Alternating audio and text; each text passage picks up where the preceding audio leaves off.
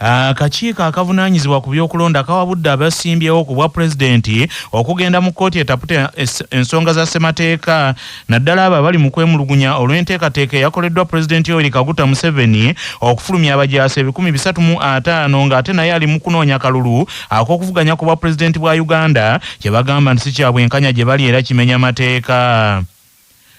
President Yoweri Kaguta Museveni omu kubavuganya ku bwa president nga yakwatidde ekibiina ky'NRM Bendera ku lw'omukaaga oluyise yafulumizza abasirikale 350 okuva ku ttendekero ery'amagye ery'e Kabamba mu kiti kye ng'omukulembeze wa Uganda era omuduumizi w'amagye ow'oku ntikko nga ssemateeka bw'alagira yadde ng'ate y'omu ku bali mu kuvuganya ku bwa president bwa Uganda. Kino nno kyaviiriddeko abamu ku beesimbyewo ku bwa pulezidenti nga bakulembeddwamu Munyagwa Mubaraka Sserunga Mugaati gwa Bata okwemulugunya nga bagamba nti kano kabonero ak'okubakanga n'okubalemesa nga abeesimbyewo ku bwa pulezidenti tibbo tebasobola kwogerako na b'amagye nga banoonya akalulu. Munyagwa Mubaraka Sserunga Mugaati gwa Bata yategeezezza nti akalulu ke balimu awo tekabeera ka bwenkanya okulaba ng'omu ku bantu be bavuganya nabo ate ebiseera ebimu ekiwuka mu bbala n'akola emirimu gy'obwa pulezidenti ng'ate entebe yandibadde kaakano si yagirimu ng'avuganya ku bwa pulezidenti.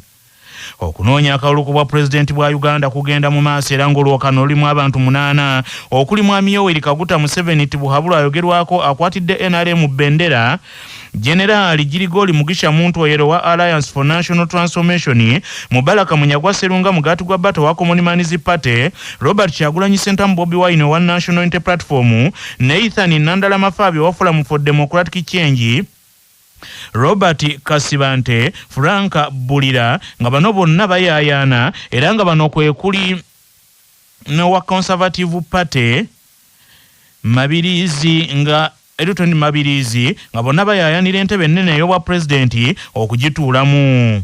Mwami Yoweri Museveni yadde nga ali mu lwokano lw'okunoonya akalulu ng'omu ku beesimbyewo ate yasigala yakyali pulezidenti wa Uganda omujjuvu era n'asigala nga yakyali omuduumizi w'amagye ow'oku ntikko ng'era akyalina obuyinza obugoba n'okulonda abantu bonna abamuweebwako obuvunaanyizibwa mu buweereza bwa gavumenti nga ssemateeka bw'ali. Omwogezi w'akakiiko akavunaanyizibwa ku by'okulonda Julius Muchunguzi agambye nti etteeka erifuga okulonda kw'obwa pulezidenti likkiriza ate pulezidenti okukola emirimu gye nga bwe girambikiddwa mu ssemateeka wa Uganda, kale ng'etteeka lino limuwa enkizo ku bantu abalala be yeesimbyewo nabo kubanga y'aba akyali pulezidenti wa Uganda.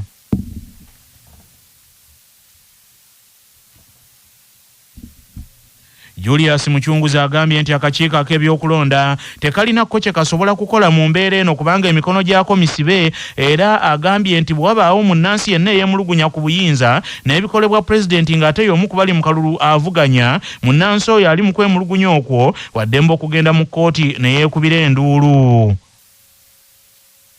President yabeera commander in chief owa armed forces amagye gonna g'eggwanga yagakulira, so tajja kuyimiriza ebyokulaba nti banamagye training z'amagye ziyimirira nti lwakuba kati waliwo akalulu, kati waliwo ebintu bwe bityo. Naye omuntu bw'aba alowooza nti okupassing out ababadde mu training y'amagye nti yalowooza kimenya amateeka g'ebyokulonda, ekkubo liriba limu okugenda mu kooti yo bw'etuula ejja kulaba mu mateeka gonna egatabulula egambe nti kino kikirizibwa nakino kikirizibwa.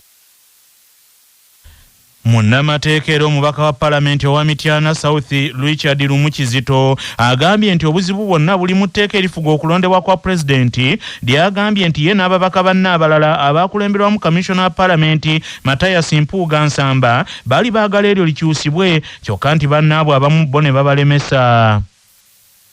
Era nga twali tulowooza nti Chief Justice yeyandibadde ng'atwala maaso eggwanga okutuuka okulonda nga kuwedde. Kakati Chief Justice obuyinza n'abweyambula n'abuwa oyo aba awangudde. Ne kati mu Uganda olaba President akyali President akyagaba, President akyakuuma amagye agakuuma President, kyokka ate President candidate. President yalondawo akakiiko k'ebyokulonda akakulira era akyayitibwa President wa Uganda, so si candidate kyokka.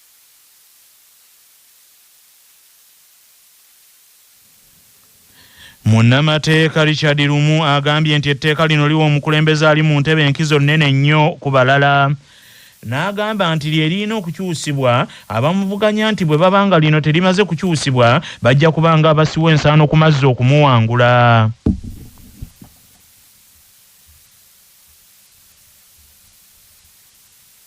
Gamuwa enkizo nnene, gamuwa ebyokozesa bingi, gamuwa obuyinza bungi okukira ku banne baba yeesimbyewo nabo. Ekirina okukolebwa twakigambadde eggwanga kukyusa amateeka ga byakulonda. Kyova olaba nti neegomba olunaku lwe tulikyusa amateeka g'okulonda ng'abantu bazzeemu okulowooza ku Uganda so si kulowooza ku bo. Ngamba ababeera mu paalamenti balekerawo okulowooza ku bo wabula balowooze ku Uganda n'okutereeza Uganda yonna eyawamu nga ffenna mwe tuli.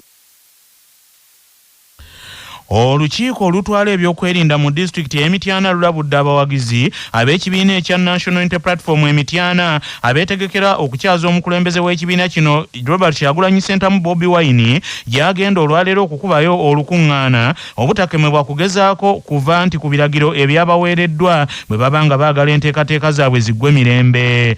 Omusasi waffe James Kaana Ssebuguzi ali Mityana.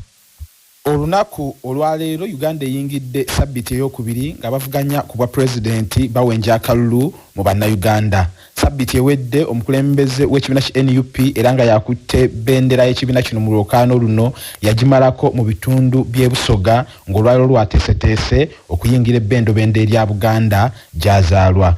Robert Kyagulanyi Ssentamu asazeewo kutandikira mu bitundu eby'Emityana.